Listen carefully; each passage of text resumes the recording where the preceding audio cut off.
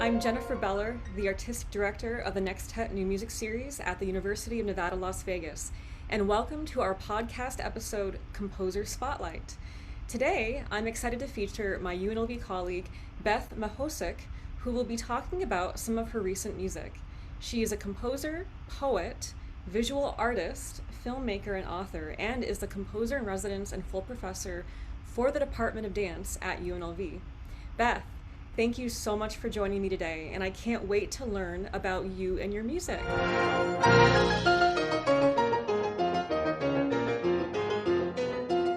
first want to ask you about the piano concerto you wrote. We heard an excerpt of this at the beginning of the episode, and you mentioned to me that it sat on the shelf for close to 40 years until it was rediscovered in 2016. So, my first question for you is what inspired you to go back to that work? When I created the concerto back in 1974, it was performed in 1975, and the pianist who did that was on the faculty at Dana School of Music at Youngstown State University.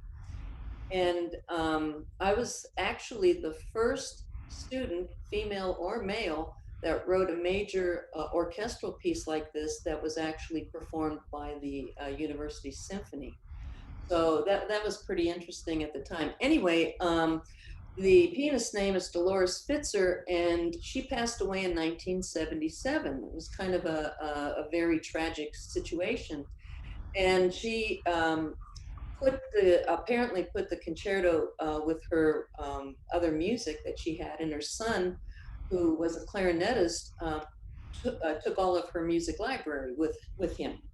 And in 2016, he dies. Her son dies, and his friend goes through his library and he finds the piano concerto. And all of a sudden, out of nowhere, he emails me and he says, "Are you the Beth Mehocic who wrote this piano concerto?" And I said, "Yes, I'm the one and only, because if you ever hear that name, that's my family, that's it. And it's not like Smith. So he said that it looked like it was a lot of work, and he wondered if I wanted to have that score back. And I told him if he would do me a favor and if he would donate it back to the university uh, and in memory of Dolores Spitzer. And he said he would be glad to do that. So then I started to think about that concerto. I had it professionally engraved in 2001, and I went back to that concerto and I started to um, look at it and do some minor revisions. I added a little more orchestration, but the concerto in and of itself is really the way it was in '74, just some minor revisions, just some new orchestration, things like that. And so then I started to get interested in maybe trying to see if I could get it produced. And, so that's kind of where my journey started to have a new, renewed interest in it. Then I got it recorded by Parma Recordings, and I was very pleased with how the recording came out.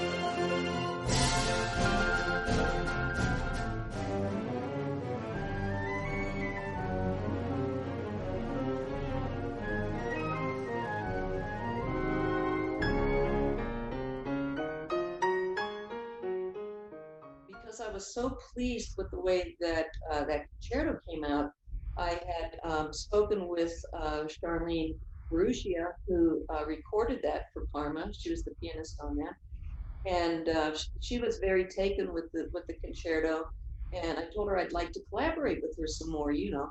And I didn't realize that her husband is a renowned accordion player in Europe.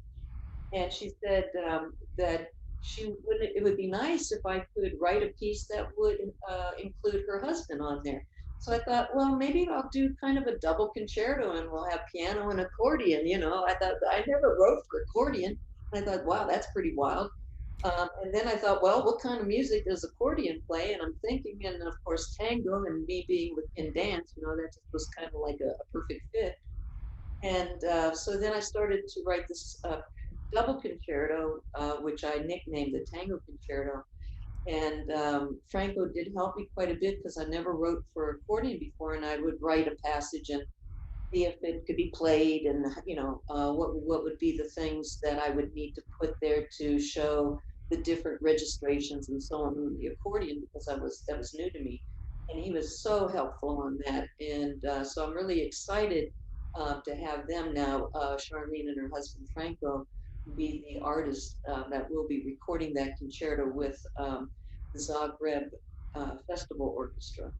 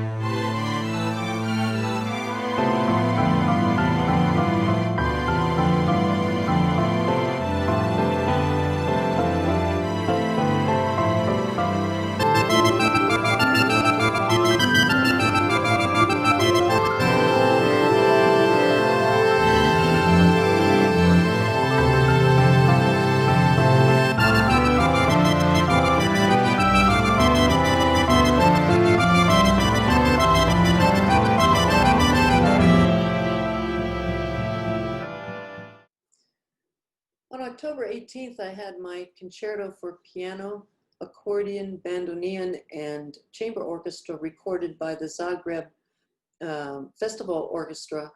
And it was a really great experience. I wanted to share my screen to show you the hall that it was recorded in. All right, here it is. This is a really beautiful hall. I took a screenshot of this. Unfortunately, I don't have the whole orchestra in, but in this left-hand corner, I don't know if you can see him right here, is the accordionist who is practicing, and that's Franco Bozak.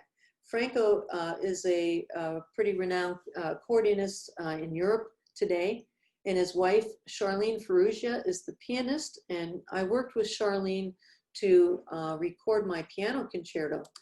And it was such a wonderful experience. I said that I would love to collaborate with her again, and she suggested doing this double concerto with piano and accordion and bandoneon. And I said that would be exciting because I've never really written for accordion before. Anyway, the session started at 2 o'clock in the morning Pacific Standard Time and lasted until 6.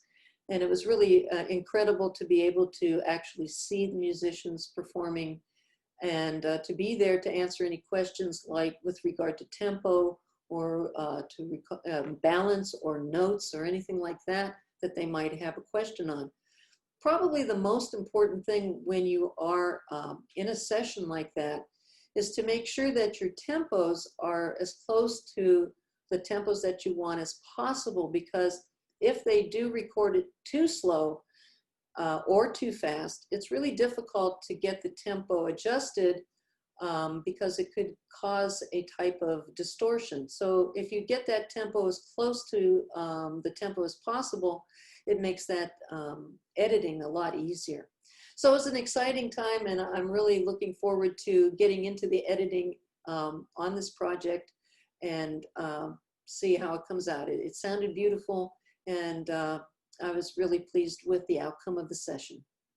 Well, I have to say, it's always exciting for me to learn more about what my colleagues are doing, and I do have some questions as to how you got into working with the dance department at UNLV.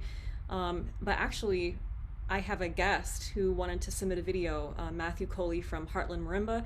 I know that you've collaborated with him before, and he has a question for you that's actually along those lines as well. So I'm going to share the video with you right now. Hi, Beth. Hi, Jen. Thank you for having me. It's really wonderful that I get to be here to ask you a question, Beth, for two reasons, really. The first one being that, of course, Heartland Marimba publishes your marimba quartet Atmospheres. And we are extremely grateful that you entrusted the work in us to promote it. And from our research, we believe that it is quite possibly the first marimba quartet composed by a female composer. So thank you. And the second reason being that I absolutely love collaborating with dance. I've been doing it on and off since I graduated from my master's. So my question would be for you. I was wondering if you could tell us a little bit about some specific points along your career path and talk about your journey that led you to have this wonderful position at UNLV as director of music in the dance department. I can imagine it's just extremely gratifying to have that position to collaborate on a daily basis with dancers and choreographers. So I look forward to hearing your answer. Thank you. Matthew, thank you so much for the question. Dance has always been very important to me. The very first concert band piece I wrote when I was 14 years old was called Dance Number One for Lusty Men and Gentle Women. And but dance in and of itself has always been has been very important to me. I am not a dancer, but every time I hear sound, I see movement. Okay, and every time I see movement, I hear sound. So that was always part of my life. When I'd be sitting, let's say in biology class in high school, and I'd hear somebody walk down the hall, I would take down the rhythms of their feet as they were walking down the hall. It was kind of a tap dance, and I didn't know, But I mean, it has always inspired me.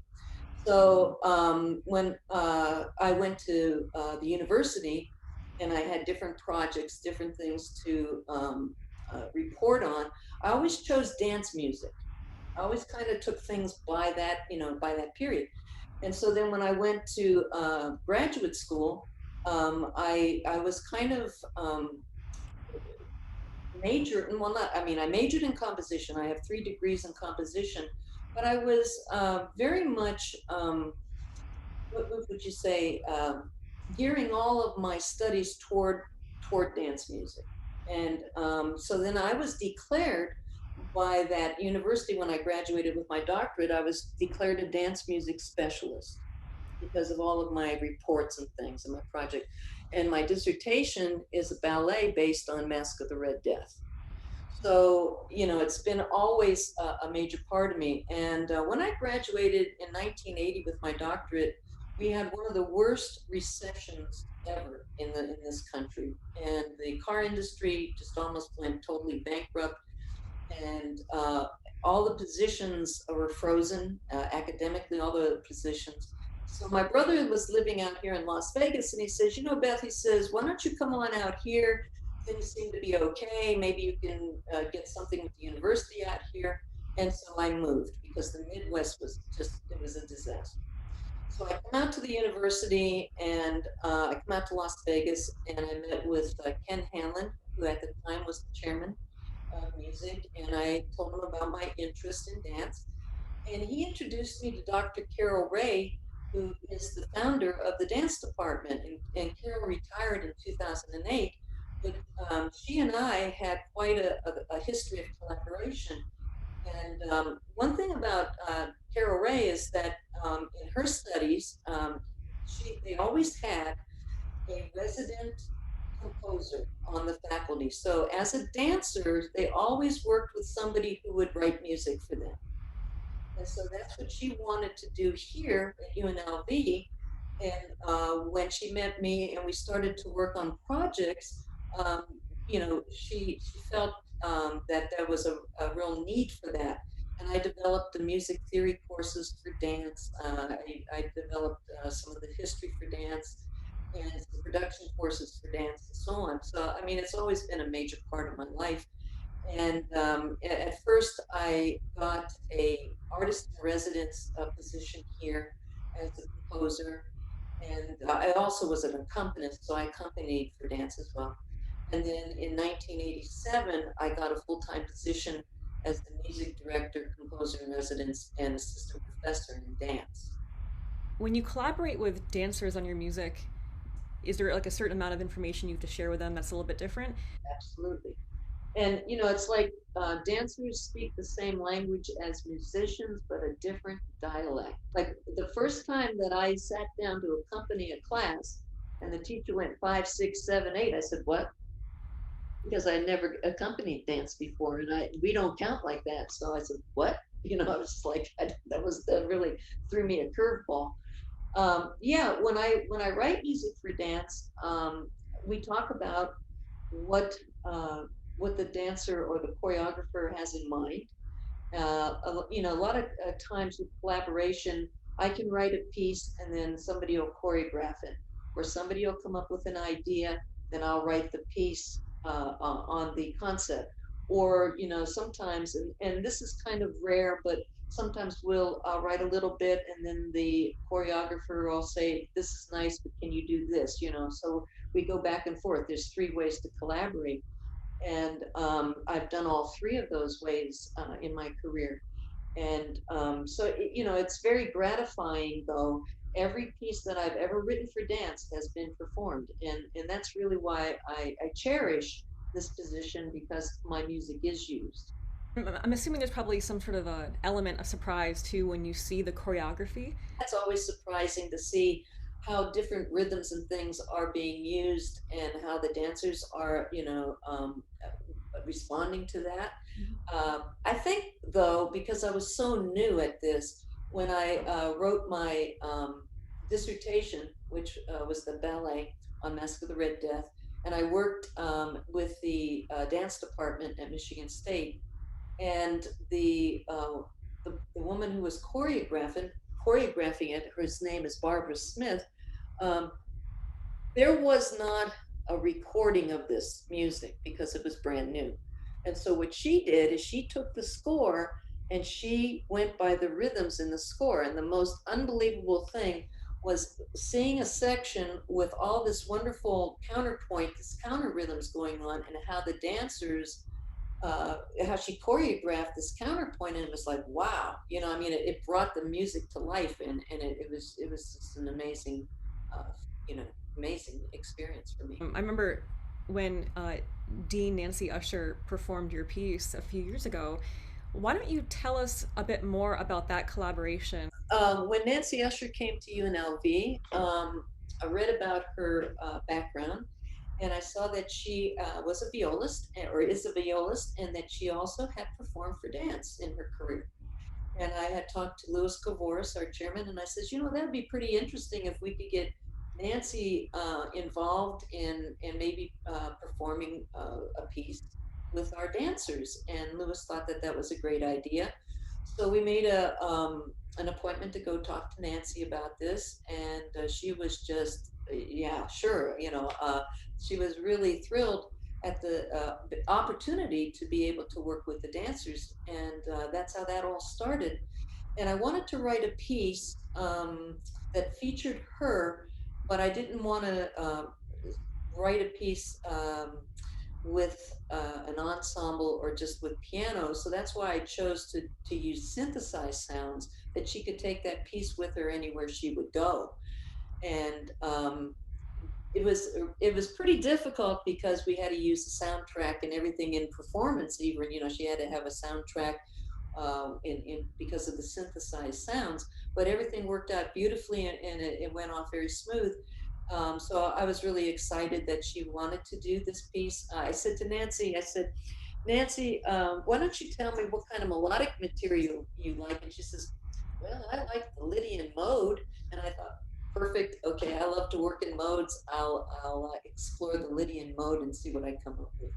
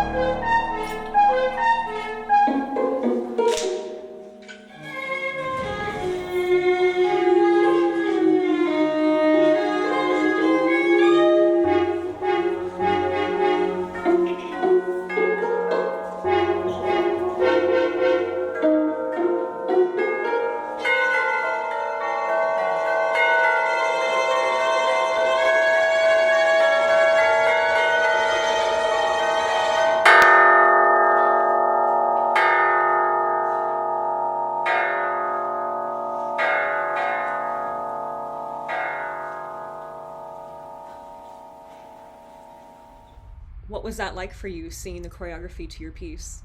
Oh, it was exciting. The very first time the piece was done, it was done with I think 9 dancers, and it was just so beautifully the way that it ebbed and flowed with the music.